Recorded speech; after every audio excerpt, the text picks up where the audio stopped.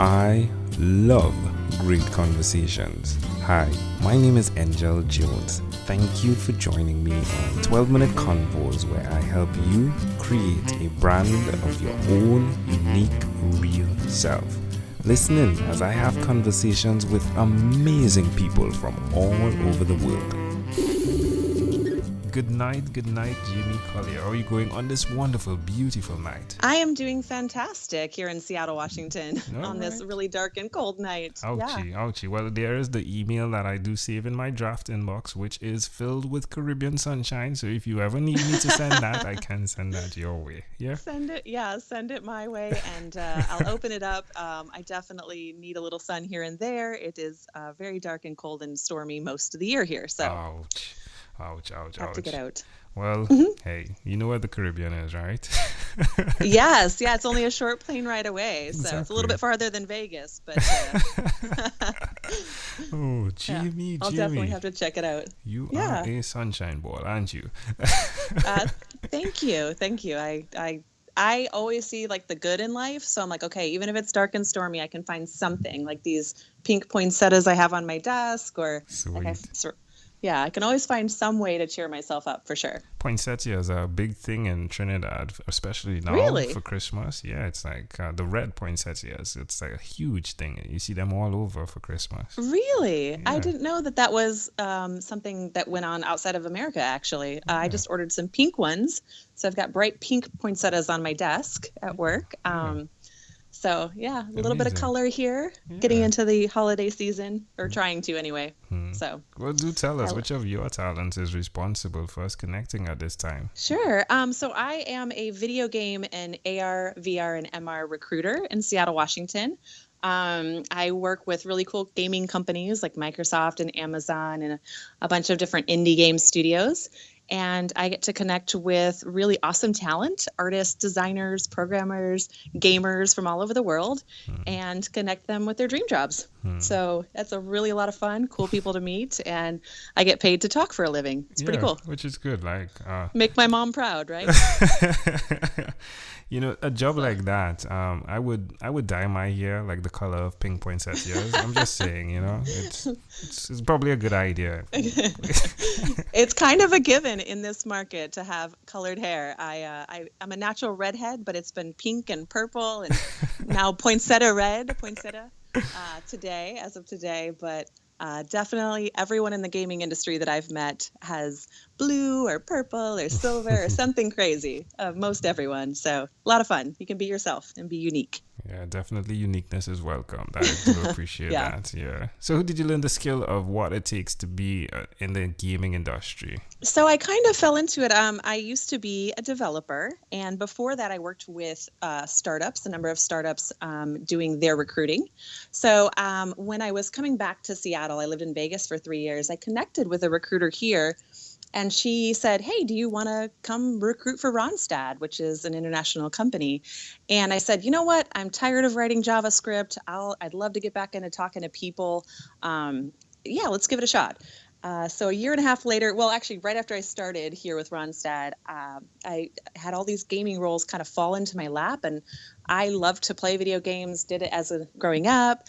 Very artistic. And so it just kind of came naturally. So we built this community of gamers and opened the doors to some really cool companies. And it's kind of taken off from there. So I don't know. I feel very lucky and blessed to kind of using, both of my backgrounds in tech and in people operations to what I do now.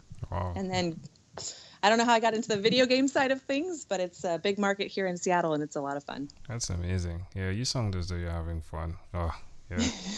I'm still at my office, if that tells you anything. So definitely enjoy what I do, for sure. It's all about the people. Why will you continue to do it? Probably because video game people who build them and people who play them are some of the most creative and fascinating people I've ever talked to. They're always spinning with ideas about what's this and how do I build that and what's this character like? And I just feel inspired every single day to get to talk to these people. So I can't see myself doing anything else for the next foreseeable future. And it's a great way to build your network and just get to know really cool people. Tell sure. me one other thing that you've done, Jimmy, consistently over the last 3 years. Probably check my email and social media as soon as I open my eyeballs every morning. How does that make you feel? Well, I have like fear of missing out. So as soon as my alarm goes off at about 5:31 in the morning, I hit my snooze twice, and then I just check through all of my notifications on my phone, all my emails that came in over the night, everything. I feel caught up. I feel kind of like I have a grasp on the day. And then I finally get out of bed and, start getting ready. But I feel like I kind of am caught up from what happened overnight and can face my day. How do you adjust the light at that hour of the morning? I use a red filter on my phone, Oh, so it's not blinding me. And then I slowly ease into it, kind of, because it's still pitch black at that time. But I like to get to my office early, so I tend to be up before the sun, typically. Amazing. Well, amazing audience, you're hearing it live from Jamie Collyer. Again, she is doing so many. We didn't speak about the podcast, though. How dare we not speak about the podcast? Tell us about the podcast. Oh, I'm not podcasting right now. Okay. But I did run a sports podcast, an all-female sports podcast for about a year and a half called Girl Chat Sports in Vegas. You can still probably find it online if you want to. But next year, actually probably January, February, I'm going to be launching another podcast centered kind of around gaming and the gaming industry. Sweet. And eSports and VR, especially as they take off in 2018. So look, I have a great group of influencers that have kind of already agreed to be on the podcast if I were to get it started. So I've got to just kind of throw that website up and get all the RSS feeds going and launch it, and here we go. Go for it. So stay tuned. I'll ping you when it launches. Please do. Be sure to, right? Yeah. Be sure to. I'm holding you to that. That would be great. Yeah. I don't know if I can keep it under 12 minutes, but I will try. Oh, no. You could do 12 by inspiration. 10. You could do 12 by 10. You do that, yeah. I'm a gamer as well, right? So I understand. Do 12 by 10. I'll definitely put you on while I'm gaming, right? And listen. Okay. Yeah. Perfect. Wonderful. All That'd right, be my awesome. friend. Well, let's switch gears for a moment now and let me invite you into my time machine that is surrounded with beautiful, warm, blue Caribbean water. Jimmy, what is I love the sound of that. Go ahead. Jimmy, what is your earliest childhood memory? Okay, so I think my earliest was we lived in an apartment complex in Minnesota, and there was a horse ranch or horse stable right next door, and my mom would take us down to see the horses every day, me and my older sister, who I just placed at Microsoft yesterday. But congrats to her. And we would call the horses Brown, Brown, and White, White. And I must have been 3 or 4. I'll have to ask my mom about that, but I couldn't have been older than 4. And she would take us down every day to see Brown, Brown, and White, White. I don't remember why I remember their names, but it was that was probably my earliest memory that I can is going down to try to pet the horses. That's for amazing. Sure.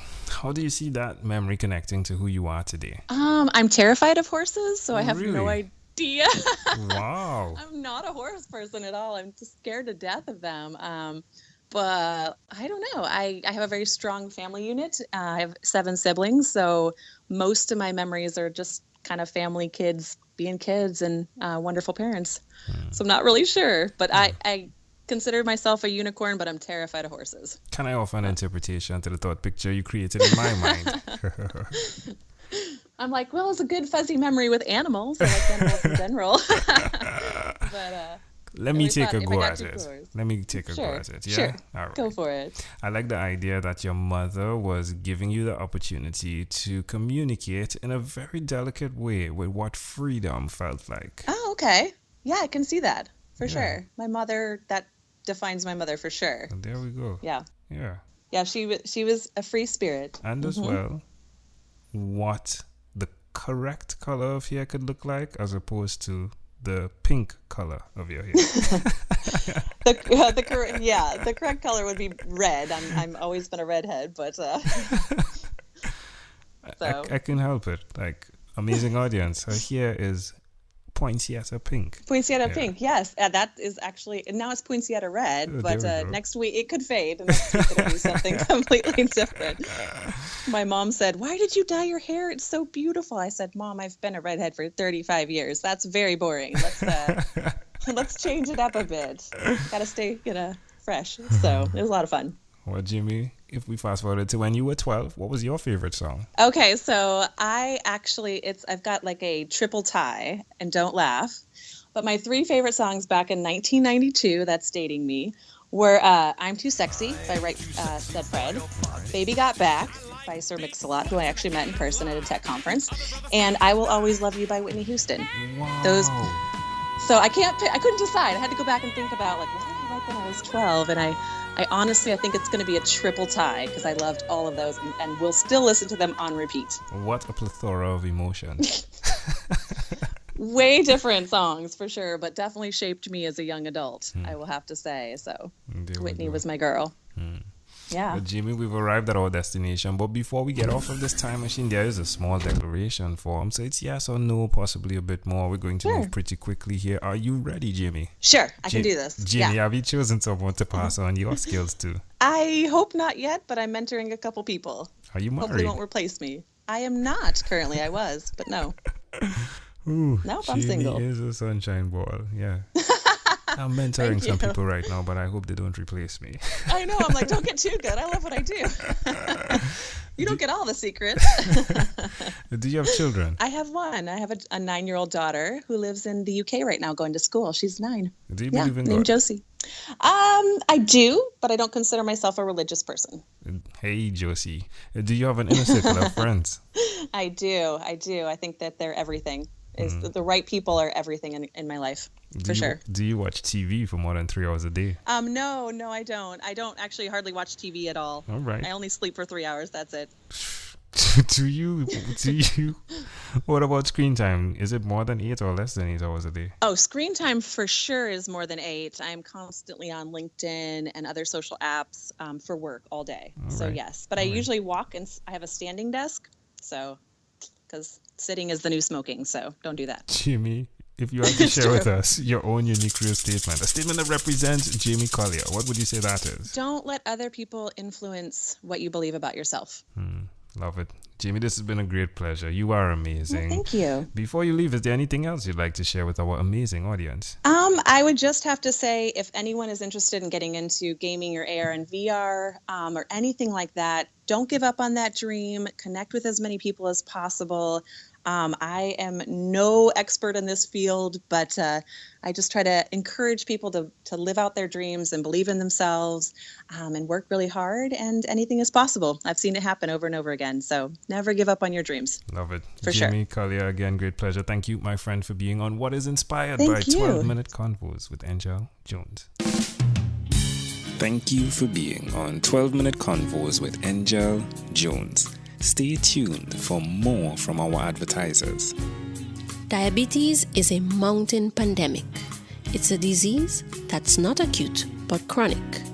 Similar to this rhyming method, I have simplified the definition, the signs and symptoms, and the complications of diabetes for both adults and children in my books, Poems for Patients, A Focus on Diabetes, and The ABCs of Diabetes for Children.